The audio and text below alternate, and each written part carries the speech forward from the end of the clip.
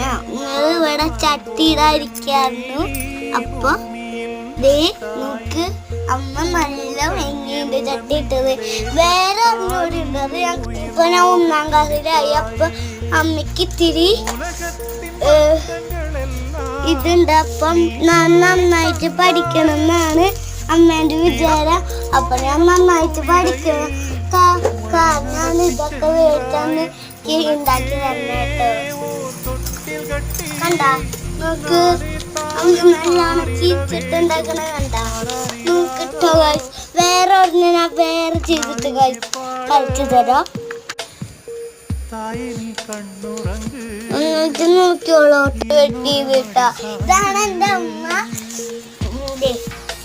ഞങ്ങള് 2 ആള് നല്ല ഫ്രണ്ട്സാണ് കേട്ടോ. എനിക്ക് അമ്മേനെ നല്ല ഇഷ്ടാ.